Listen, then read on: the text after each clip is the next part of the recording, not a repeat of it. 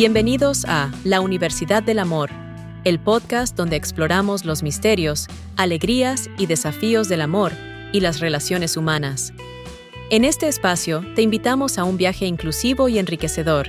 Acompáñanos en esta exploración y descubre cómo construir relaciones más significativas y amorosas. La Universidad del Amor.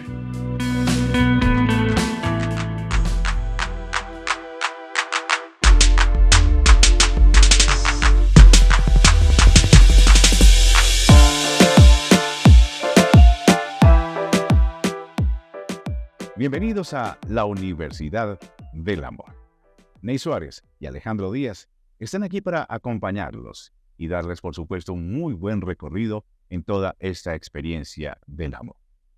En el día de hoy vamos a tratar un tema muy importante que tiene que ver con las relaciones familiares. Pero antes de comenzar a resolver todas las inquietudes que surgen alrededor de este tema, queremos saludar a nuestro anfitrión, al rector de esta Universidad del Amor, Ney Suárez. ¿Cómo estás? Bienvenido. Hola Alejo, ¿cómo estás? Muy bien, feliz de regresar, de poder contarle a nuestros oyentes todas estas experiencias y preguntas que dejan en nuestro buzón, preguntando acerca de ciertos temas. Y Ney, qué bueno que nos hayamos reunido en el día de hoy porque hay un tema que ha inquietado mucho a nuestros televidentes. Tiene que ver con las relaciones familiares y cómo estas relaciones familiares se convierten en la base de todas las relaciones que podemos tener a lo largo de nuestra vida. Por eso quisiera que arrancáramos hablando de este tema. ¿Por qué es tan importante hablar entonces de esas relaciones familiares? Las relaciones familiares son muy importantes porque si bien dicen los sociólogos y los especialistas en estos temas que la célula inicial de la sociedad que es la familia. De aquí parte todo. Entonces, refiriéndonos al tema que nos compete, que es el amor, la manera como nos vamos a vincular en nuestra etapa donde ya nos empieza a interesar este tema tan apasionante del amor, se va a dar de la manera como nos vinculamos con nuestros padres y nuestros hermanos. Este es el inicio.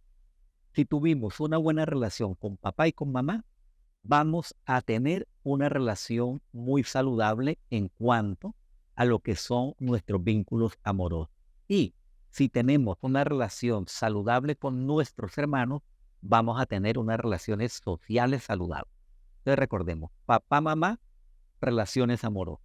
Hermanos, relaciones sociales. Entonces es importante adentrarnos ya en el tema y hablar, por supuesto, de esos vínculos familiares. Ese primer vínculo familiar que existe entre padres e hijos. ¿Cuál es la importancia? La importancia radica en que los seres humanos no aprendemos tanto por lo que nos dicen, aprendemos por asociación, por lo que vemos, lo que oímos y entendemos. Entonces, si yo estoy en el seno o en el núcleo de una familia donde hay comprensión, donde hay amor, donde hay diálogo, donde hay una buena interacción emocional entre papá y mamá, esa van a ser mi paz. ¿Qué sucede? Que cuando yo llego a la adolescencia, a la edad donde a mí ya me empieza a interesar la manera de vincularme, bien sea con el sexo opuesto, con el mismo sexo, etcétera, la manera como yo aprendí cómo mamá y papá se vinculaban son los mecanismos que yo voy a utilizar y son las maneras que yo voy a poner en práctica para vincularme yo con las demás personas. Ejemplo, si yo vengo de un hogar donde papá maltrataba a mamá, la humillaba, la mandaba a callar, la desvalorizaba, yo voy a tener dos opciones de amar. La primera, voy a amar desde el autoritarismo, desde el maltrato y desde el sometimiento. O dos, asumiendo el papel de mamá desde el sometimiento de lo que es el abuso y la humillación. Entonces, esos van a ser mis canales que yo voy a utilizar. No voy a utilizar otros, sino los que aprendí con papá y con mamá. O llámese también cuidador, porque puede suceder que lleguemos por adopción o estemos al cuidado de un abuelo, un tía, una tía o la persona que nuestros padres dejaron a nuestro cuidado. La manera como yo me vincule con esta persona es como me voy a vincular más adelante en mis relaciones afectivas. ¿Por qué es importante las relaciones entre los hermanos para el desarrollo de esas habilidades sociales, de esa forma en cómo resuelvo yo los conflictos? ¿Por qué es importante esa relación de hermano? Con papá y mamá yo estoy acá y padres están acá. Siempre va a haber autoridad, siempre va a haber respeto y siempre va a haber un espacio. Con los hermanos no, con los hermanos es de igual a igual. Tú eres mi hermano, sin embargo existe un poquito de jerarquía entre el hermano mayor y de ahí para abajo los que vienen, pero el vínculo con los hermanos es diferente. Entonces, un vínculo con mis hermanos de manera saludable me va a permitir tener relaciones sociales saludables. Voy a aprender a negociar, voy a aprender a colocar límites, voy a aprender lo más importante, a interactuar desde el diálogo y la negociación en una forma sana o desde la imposición. Como hermano mayor, entonces, todos tienen que hacer lo que yo digo. Y siempre va a haber un aspecto negativo y un aspecto positivo del que tiene la autoridad y el poder y del que se somete. En las relaciones siempre están estos dos polos, el que ejerce la autoridad y el que es sometido. Esto da pie para que hablemos un poquitico acerca entonces de esas dinámicas familiares. Porque dentro de las dinámicas familiares hay algo tan importante que es la comunicación. ¿Por qué es tan importante tener una comunicación abierta y honesta con la familia?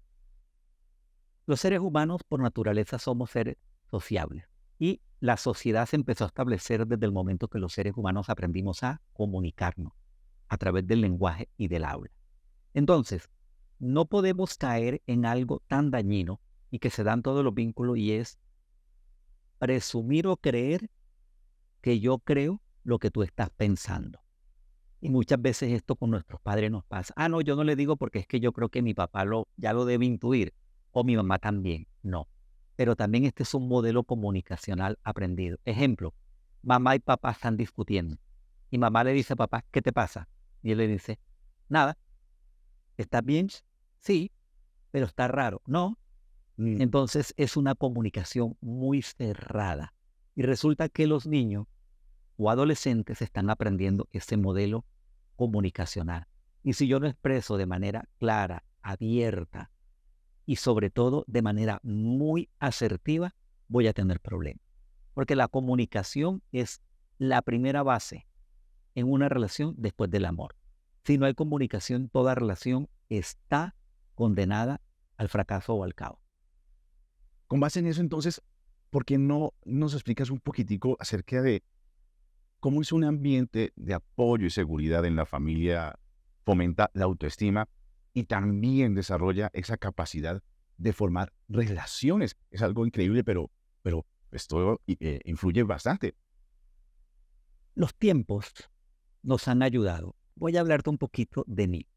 Cuando yo era un niño, yo crecí en una familia donde abuelo era el patriarca y abuela era la matrona de la casa. Uy, eso es fuerte. Bueno, mi abuelo era un hombre de poco hablar. Mi abuelo solamente me hacía a mí así.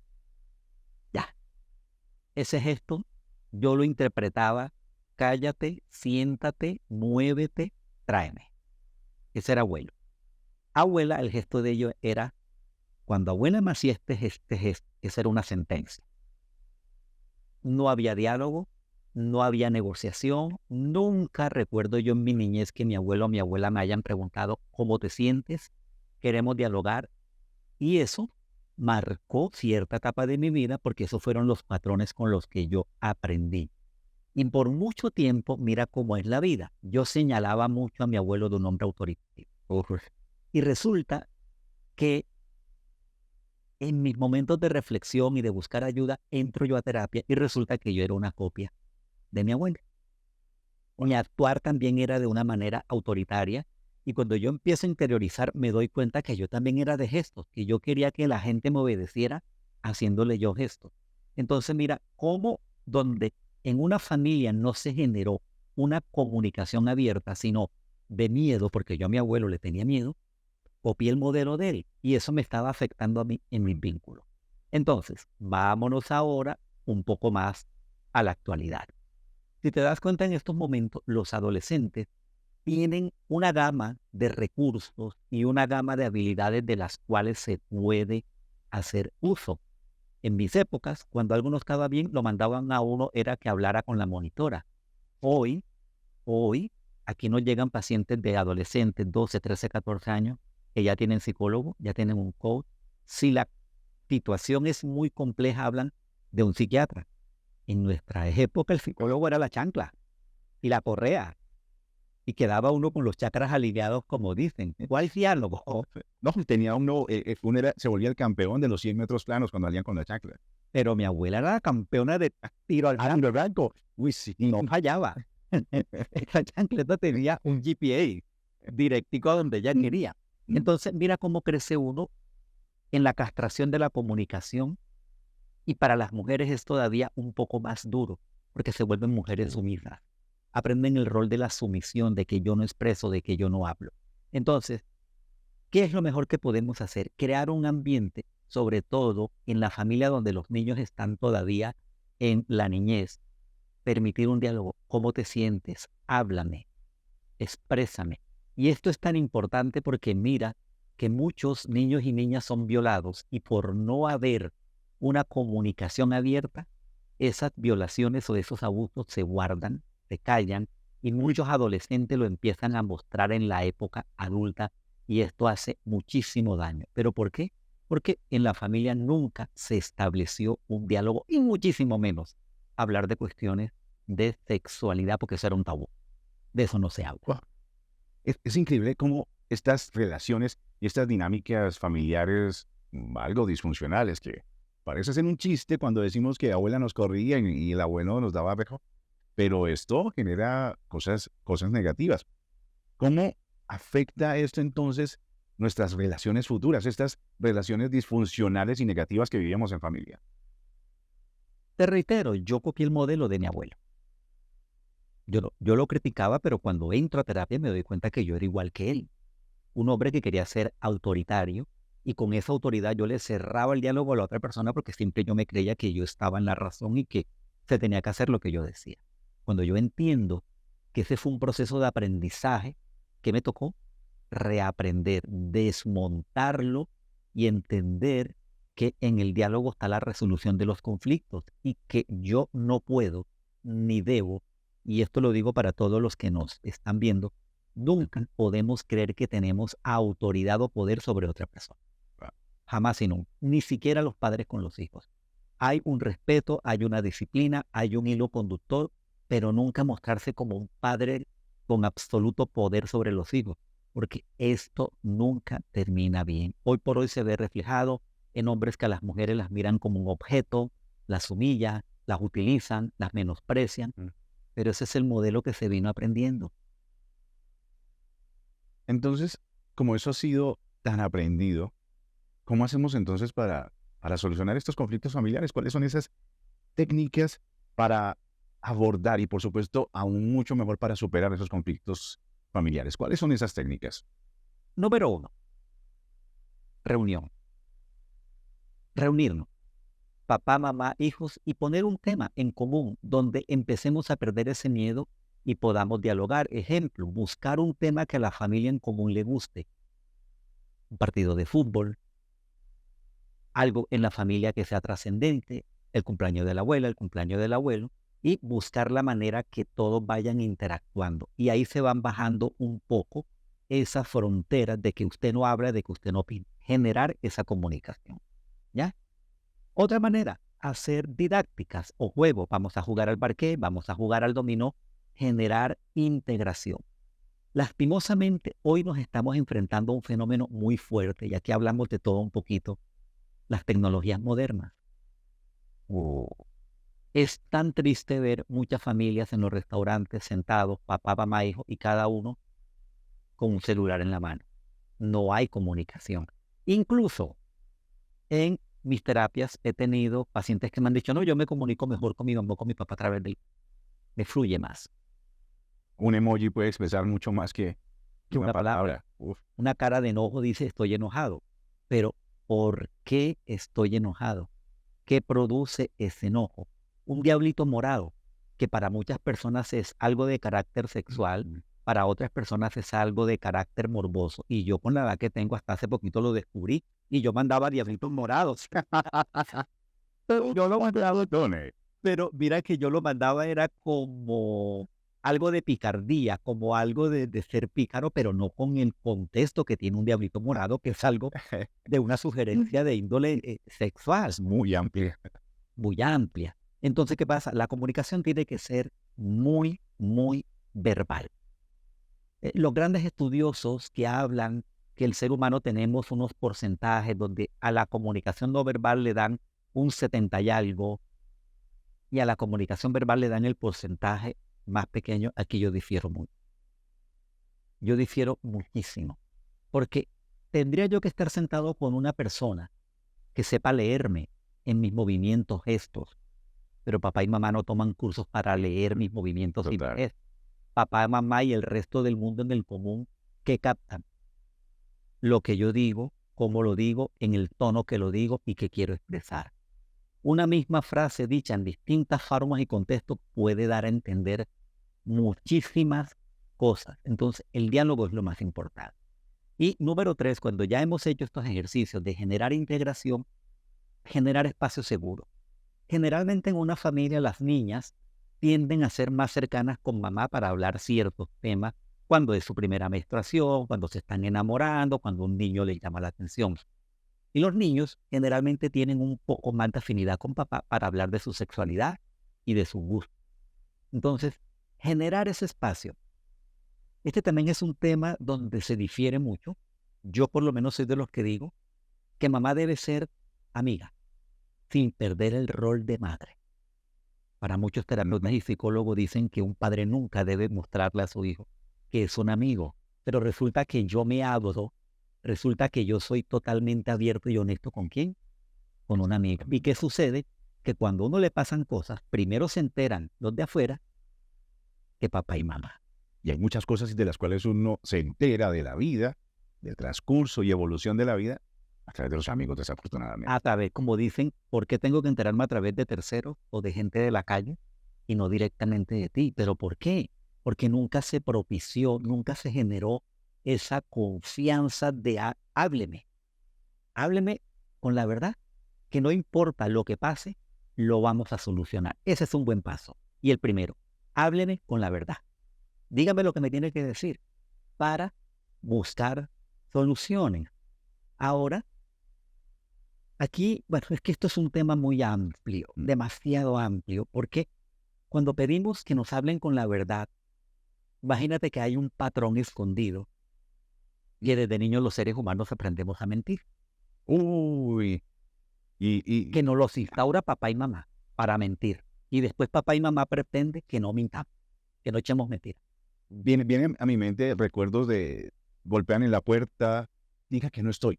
Creo que ahí empiezan ya uno a... Todavía hay uno más inocente. ¿En serio? ¿Más atrás? ¿Cuál? Papá Noel. Ah, Papá Noel te trae regalo. Para que después tristemente te enteres que Papá Noel no existe, pero papá y mamá sostuvieron esa mentira en el tiempo. wow. Y yo que creía que la mentira comenzaba simplemente con el hecho que cuando uno aprende a hablar, a decir, A nivel técnico esto tiene un nombre, mentira sistémica, que es una mentira instaurada en el sistema familiar. De manera inconsciente, papá y mamá lo hacen. Por decir, en Estados Unidos, el conejo que te trae el huevo de Pascua. Cuando el niño crece, no hay ningún conejo. El ratón que te trae una moneda por un diente, no hay ningún ratón. Halloween, no hay ninguna bruja. Y dependiendo las culturas de los diferentes países, esa mentira se desarrolla. No, tu hermanito se murió y se fue para el cielo. Pero son mentiras sistémicas que poco a poco te van enseñando de manera inconsciente a mentir. Entonces, papá y mamá pretenden que cuando tú estés en la adolescencia le digas la verdad. Es un tema fuerte. No es mi especialidad porque esto es muy de otro tema, pero quiero que entiendan un poquito desde dónde empiezan a surgir los sistemas de comunicación y cómo en la adultez aprendemos a mentir, a ser infieles, a ser desleales, a ser deshonestos, pero son patrones aprendidos en la niñez. Oja, qué complejo. Demasiado. Entonces, vamos a ir avanzando un poquito. Estamos en la Universidad del Amor y aquí lo que queremos es seguir aprendiendo, compartiendo con ustedes experiencias, pero sobre todo dando soluciones. Hoy hablando de las relaciones familiares como base de las relaciones amorosas futuras. Pero para que las relaciones futuras sean buenas, tenemos que empezar a sanar esas relaciones familiares. Hemos hablado de la comunicación. ¿Por qué no nos das unas técnicas, algunos ejercicios para mejorar la comunicación dentro de la familia, May? Primero que todo, hay que analizar lo que hemos venido diciendo, ¿no? El sistema, dentro de qué familia estamos. Porque si papá es autoritario y mamá es autoritaria, se cierra el camino. ¿Por qué? Porque son modelos aprendidos y que desde que no entremos a un espacio donde nos hagan ver de manera diferente y sin embargo que estemos a esa apertura de ver las cosas de manera diferente, se generan cambios. Entonces, primero que todo, tener una apertura, entender que los tiempos van cambiando, porque nuestras abuelas se horrorizan de ver hoy cómo es la relación de un padre y un hijo, porque ya es, mi amor, ¿tú qué quieres? Yo en mi niñez jamás y nunca pude ir a un almacén a escoger lo que yo me quería poner. Yo me vestía como mamá y abuela decían. Hoy no. El niño tiene 4 o 5 años y le permiten qué quieres, cómo quieres. Y esto genera seguridad y genera autoestima. En ese ejercicio que se está haciendo, promoviendo una comunicación, que el niño o la niña se pueda expresar. Ahora, si nos vamos a algo más profundo, que lo voy a tocar así muy por los laditos, ya hay niños pequeños de 5 o 6 años mostrando una clara preferencia sexual Desde pequeños. desde pequeños. Vamos a tocarlo así por encima, como este. ¿Cómo sucede eso? Te pongo un ejemplo. Tengo una paciente en estos momentos que ella viene a mí porque tiene problemas con el esposo y están en terapia. En estas conversaciones surge y me dicen, yo te quiero preguntar algo. Y yo, claro que sí. Me dice, imagínate que mi niña tiene 7 años y estoy sorprendida porque tenía que bailar en el colegio y me dijo claramente, yo no me voy a poner esa falda. Y mamá, quiero aprovechar este momento para decirte que no me gusta el pelo largo y no me maquillo, porque el maquillaje no me gusta. Oh, La señora quedó, como decimos coloquialmente, pegada al techo. Mi hija, una niña, me está diciendo que no falda, que le corte el pelo, que no la maquille. Ese episodio quedó ahí. Luego la mandan a llamar del colegio porque resulta que sostuvo una conversación con otra niña de que a ella le gustaban las niñas, de que ella no se sentía atraída por los niños, y vino esta niña que tenía mucha confianza con su profesora y fue y le dijo, mire lo que me acaba de contar esta niña, que a ella le gustan las niñas. Llaman a esta señora y en estos momentos la niña está en terapia, porque ella muestra ya abiertamente que le gustan las niñas. Aquí hay un punto y es guiar, respetar, más no querer obligar a que ella sienta o direccionarla por el camino que sus papás creen. ¿Esto cómo se llama? Comunicación. Que se permita hablar, que se permita expresar. Lo peor que puede suceder que es que nos equivoquemos, pero para eso está papá y mamá, para corregir, para guiar. Pues siempre es promover el diálogo. No hay mejor tip que permitir expresarse, sin miedo, sin temor, decir lo que quiero, lo que siento, lo que pienso, para que se abra ese canal. muy bueno, muy bueno. Muchas veces, cuando esto no se puede, ya hay que buscar, como digo yo, un terapeuta, un árbitro, que aquí en el espacio donde yo trabajo, eso es lo que hacemos. Como digo yo, ser árbitros y mediadores de relaciones familiares, de pareja. ¿Sí? Si usted está teniendo de pronto algún tipo de conflicto o problema familiar, puede comunicarse con nuestro terapeuta de cabecera, Ney Suárez. Vamos a colocar los números de teléfono aquí para que usted los aprenda, se los memorice y se comunique con él, que los va a atender, por supuesto, con toda la amabilidad y el amor del mundo. Claro. Que de eso se trata, la Universidad del Amor. Vamos a ir solucionando entonces estos conflictos familiares que se van presentando. ¿Cómo hacemos entonces para crear esto, que esto se vuelva como una rutina, crear esos rituales familiares? ¿Cómo reforzar esos rituales y esas tradiciones familiares para fortalecer esos lazos dentro de la familia? Has dicho una palabra muy importante, tradiciones familiares. En mi época, todos nos teníamos que sentar a almorzar o a cenar o a desayunar, todos en la mesa. Estamos hablando de los años 70, cuando yo era un niño, que no existía, en mi casa ni siquiera todavía había el teléfono convencional. De todos sentados en la mesa nos permitíamos interactuar. Entonces, el diálogo se promueve en estos espacios. Quitar por un momento el celular y permitirnos dialogar. Porque hoy el diálogo se está reemplazando por un aparato. A través de él nos comunicamos. Entonces, es soltar un poquito las tecnologías y promover el diálogo del tú al tú. Ese es uno. Número 2, generar espacio. Bueno, hoy nos vamos a reunir, vamos a hacer esta dinámica, vamos a visitar a la abuela, vamos a visitar al abuelo e interactuar. La interacción es muy importante porque la comunicación también tiene que ver mucho con la manera como nos relacionamos. Ahora, ojo, hay 2 factores. Yo por lo menos hablo más con loro, porque me considero de una personalidad extrovertida. Afortunadamente nunca he sufrido de pánico escénico ni nada de eso. No, y en cámara, súper bien. Muy bueno. Pero hemos tenido en terapia adolescentes que el solo hecho de pensar que tienen que hacer una exposición delante de sus compañeros se bloquean y les da ataque de ansiedad, ataques de pánico, se bloquean. Entonces también hay que analizar el contexto y la personalidad de la persona.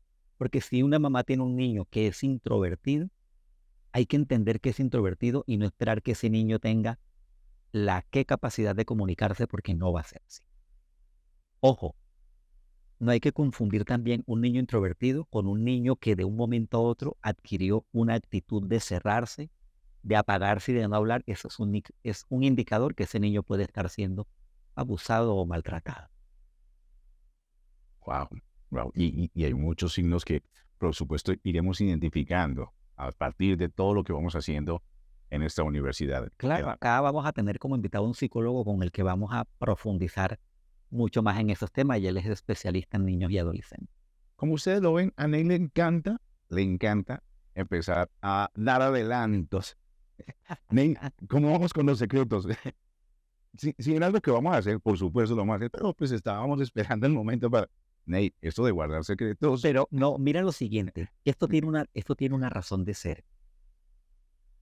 Yo tuve un tiempo de mi vida en que era una persona muy cerrada y guardaba muchos secretos. Llegó un día que dije, no más, me voy a mostrar como yo soy, soy el que soy, y soy un libro abierto y a veces voy hablando, entonces me toca empezar como a tener secreticos selectivos, porque veo que en la sesión pasada, en el video anterior, nos pasó exactamente lo mismo. No voy a tener en No, cuenta. pero está muy bien. Eso es parte del proceso de ir curando y sanando Total. todas esas heridas que de pronto vamos teniendo. Nos ocultamos muchas cosas, pero de eso se trata este podcast, de ir aprendiendo cómo ir solucionando las cosas y los pequeños conflictos que se nos van presentando. Es precisamente por eso que quisiera hablar un poco ya más avanzado de lo que es la terapia, porque la terapia puede ayudar a resolver conflictos y a solucionar y a resolver y a sanar esas relaciones dañadas. El concepto inicial siempre de una terapia es que la persona que llega pueda expresarse. Los seres humanos, por los preconceptos sociales, tienen mucho miedo a expresarse. ¿Por qué? Porque están delimitados por el qué dirán, si no me aceptan, si no me aprueban, qué tal que lo que yo diga te lastime, es que si yo abro la boca de pronto me van a excluir. Entonces hay tantos preconceptos que hacen de que la persona se vuelva un poco callada. Entonces en la terapia lo primero que se promueve, sobre todo mi ámbito, que es la terapia de pareja, es la apertura al diálogo, entendiendo lo siguiente. Estos son tips para los que están en pareja, aprendan a comunicarse. El hombre es racional. El hombre es razón. Por eso el hombre es tan bueno para resolución de conflictos puntuales. Al hombre se le encomienda una tarea y él la va a gestionar y la va a solucionar. Una mujer, hoy por hoy muchas empresas se están dando cuenta que ella tiene la capacidad de solucionar un problema, pero que conecta con otras cosas. Entonces es empática, tiene buena comunicación, entra y mejora el ambiente laboral, tiene mejor habilidad para interactuar con los demás y ella es lo que llamamos multifocal, tiene visión sobre varias cosas. El hombre es monofocal. Entonces, ¿qué pasa? Cuando estamos en pareja, volvemos al inicio. Ella le pregunta a él, ¿qué te pasa? Y él, nada. ¿Qué tienes? ¿Cómo estás? Bien. Al hombre lo que más le molesta es la cantaleta. Entonces, ¿qué pasa? Cuando la mujer le pregunta a él, ¿qué te pasa? Y él le dice que nada, pero ella intuye que algo está pasando. ¿Quién dijo miedo? Ahí se dispara la cantaleta. Ella quiere hacerlo hablar a como dé lugar. Él tiene que hablar. Y resulta que él no va a hablar, porque es que el hombre no resuelve sus conflictos hablando. El hombre resuelve los conflictos primero Pensa. pensando, interioriza, se conecta con él y Total. empieza a buscar soluciones. El canal comunicacional de la mujer es más verbal. Todas las mujeres que nos están viendo, ¿qué desean ustedes cuando están mal? Dialogar. Y por eso llaman a la vecina, a la mamá, a la amiga, porque una manera de gestionar sus emociones y evacuarla, ¿cuál es? Dialogando, conversando. Entonces, cuando ustedes quieran tener diálogos con su pareja, no traten de resolver nada en caliente. Dejen que la situación se calme, crean un ambiente propicio y luego sientan a su pareja. Van a empezar desde el yo, porque si hay algo que ofenda es tú y señalar. A uno le dicen tú y lo señalan y este se pone enseguida en modo alerta y ataque. Sí. Enseguida. Entonces, si uno empieza, mira, mi amor, lo que pasa es que yo he percibido, he sentido, he visto, me siento de tal manera, cuéntame. Ah, hay una apertura porque él o ella no se están sintiendo atacados ni señalados. Entonces, siempre empezar por el yo y fomentar un espacio de comunicación. Ahora, nunca solucionar cosas en caliente. Cuando estamos en caliente nos volvemos agresivos y el filtro entre lo que pensamos y lo que decimos se pierde y vamos soltando lo que decimos. Y escuchen lo siguiente. Hay un tiempo para callar y pensar y saber lo que vamos a decir, pero no hay un tiempo para acomodar lo que ya hemos dicho. Lo que de aquí sale ya eso no se acomoda. Ya se fue, salió. Mientras que está acá, tengo todo el tiempo para gestionar cómo lo voy a decir, en qué momento lo voy a decir. Esto es un buen tip también. Pensar, escriba. Yo soy muy de enseñarle a mis pacientes notas. Usted va a sentarse a dialogar con su esposo, va a dialogar en lo que está pasando. Las mujeres, al ser multifocales, van a solucionar con el esposo una discusión de hoy, pero entre unas y otras sale una discusión de 2 años. Y como las mujeres tienen una memoria histórica fotográfica, hasta le van a recrear el lugar, el cómo, el cuándo y el por qué. Total. Entonces, no, vamos a hablar de lo que está pasando. Entonces, si se me dificulta, voy a hacer una notica. Tengo que solucionar esto, esto, esto, y no nos vamos a salir de ese marco de comunicación para no ofender y solucionar puntualmente lo que nos compete. Qué bueno. Estamos hablando de las relaciones familiares y cómo afectan eso nuestras relaciones amorosas futuras.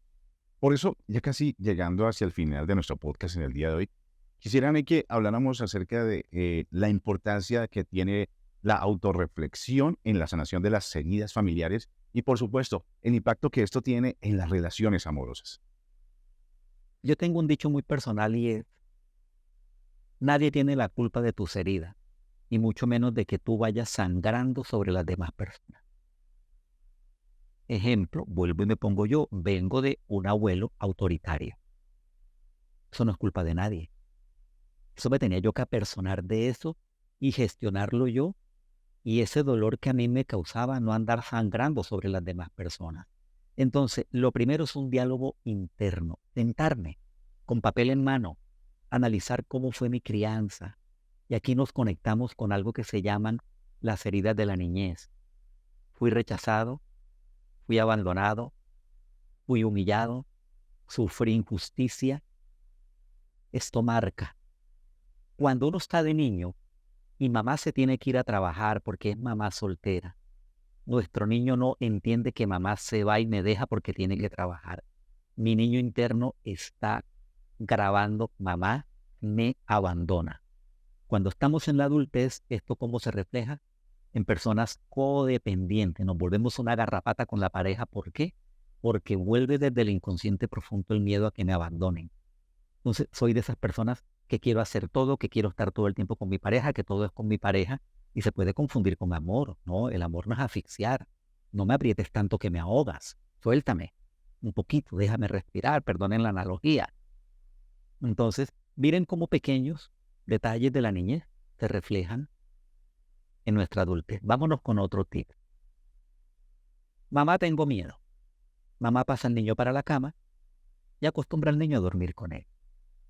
Llega ese niño, crece, llega el momento de vincularse, se vincula, el enamoramiento va por un momento a nublar la razón, las relaciones sexuales, el compartir, el estar, todo para esa persona va a funcionar de maravilla. Cuando el enamoramiento baja y el amor empieza a subir, que ya están conviviendo, va a haber un momento en que él va a dejar de tocarla. Va a haber un momento en que él va a perder el deseo sexual y ella le va a decir, ¿qué te pasa? Mi amor, nada, yo te amo. Ella puede sentir que hay infidelidad. Resulta que el trasfondo está en que en la mente de este hombre, su inconsciente le dice, con mamá no se tiene sexo, a mamá no se le toca, a mamá no se le mira con ojos de picardía y de malicia.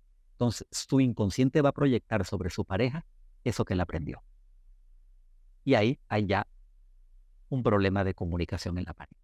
Y así como estos hay muchísimos ejemplos que lo importante siempre es mirar hacia nuestro interior. Afuera no hay nada.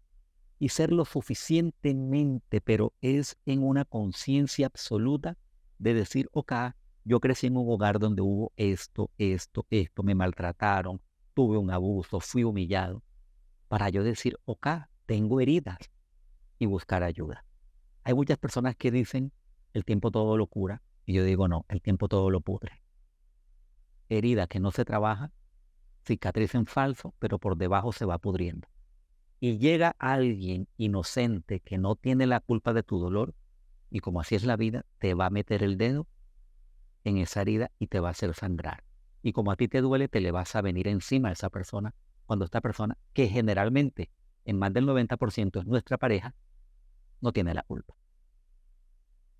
Quiero terminar con algo y es para que lo expliquemos de una vez y que quede claro y cómo eso puede generar una herida en ese niño interior a futuro en las relaciones amorosas. Y esto es el punto picante, pero también un punto, pero es un punto delicado, Ane. Después de que no me manden una carita morada, todo está bien. Pero tiene que ver mucho con eso. Un niño que duerme con sus papás y que ellos creen que el niño está durmiendo y empiezan ellos en su juego amoroso, niño al lado, en una cuna o en la misma cama, porque después se veía muy normal esto. ¿Qué consecuencias trae esto para un niño en su futuro, en sus relaciones amorosas, en sus relaciones de pareja a futuro? Parece que hubieras adivinado que en este momento tengo el caso de un hombre, 29 años, dormía en la misma habitación que papá y mamá y él veía a papá y a mamá tener sexo. A partir de los 7 años, él se empezó a sexualizar y ya él entendía lo que papá y mamá estaban haciendo. A los 9 años empezó a masturbarse. A los 11 años tuvo su primera relación sexual. Hoy tiene una fuerte dependencia a las trabajadoras sociales y a la pornografía. O sea, ahora sexuales. A las trabajadoras sexuales. Eso es lo que trae cuando se cree que el niño no está viendo lo que papá y mamá hace. Una sexualización a temprana edad, y esto se convierte en algo, se puede decir patológico, porque acá a mi paciente también está tan fuerte que esto le ha llevado a pensar en suicidio, tiene manejo psiquiátrico y está acá con nosotros. Entonces, consejo papá, mamá. Cuarto, aparte, entendemos que hay circunstancias donde por déficit económico o por muchas cosas, todos tienen que dormir en una habitación. Entonces hay que buscar los momentos donde los niños no estén y aprovechemos para que papá y mamá tengan relaciones sexuales. Pero nunca presuman que mientras papá y mamá tienen sexo, los niños van a estar durmiendo. Si hay algo en este mundo curioso, es un niño. Y así no duerma toda la noche, va a fingir que está durmiendo, pero él va a querer, como cuando uno le traían los juguetes el niño Dios, que yo no me dormía, ya el sueño me vencía en la madrugada, esperando que llegara Papá Noel a traerme un juguete porque yo lo quería ver. Hay cosas que nos marcan de pequeños. Y para toda la vida. Y para toda la vida. Los grandes psicópatas, los grandes asesinos en serie, los grandes violadores, tuvieron niñeces horrendas, de sufrimiento, de maltrato, de humillación, de violación. Entonces, para cerrar, otro consejo es cuidemos la niñez, démosle mucho amor, muy buena comunicación, obvio, con disciplina y siempre marcando el límite, quién es papá y quién es mamá y sobre todo mucho, pero mucho, pero mucho amor. Queremos agradecerte, Ney, por acompañarnos en este día, por resolvernos tantas y tantas dudas.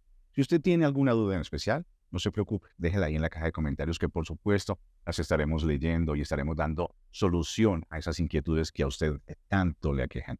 Si es muy urgente, aquí le vamos a dejar el teléfono de Ney para que se comunique con él y pueda resolver esa duda, esa inquietud que usted tiene. Porque sí, lo que usted vivió o ha vivido desde niño puede reflejar lo que está pasando en su adultez, lo que está pasando en su vida amorosa, cómo estas heridas de pequeños nos pueden marcar en la vida adulta. Quiero que se pongan a pensar en un momento y quiero dejarles esta reflexión. Piensen por un instante, solo por un instante, en alguna experiencia familiar que haya impactado todas esas relaciones amorosas. ¿Aprendió algo de esa experiencia? Cuéntanos, ¿qué aprendiste de esa experiencia? Muy buena pregunta y muy buena reflexión. Los dejas para que piensen muchísimo. Es un gusto haberlos acompañado en esta Universidad del Amor. Espérenos la próxima semana con mucho más. Dejen ahí en la caja de preguntas de qué tema les gustaría que hablara. Y sí, ya viene muy pronto nuestro psicólogo experto. Ney, gracias por dañarnos la sorpresa, pero ya que lo saben, prepárense, porque ya viene un programa súper especial. Muchos programas con nuestros psicólogos. Así que, por supuesto, no olviden darle a la campanita para que se enteren cuando sale nuestro programa y, por supuesto, suscribirse. Y si también lo quieren escuchar, lo pueden hacer a través de las diferentes plataformas de podcast. Aquí termina la Universidad del Amor. Felicidades. Hasta luego.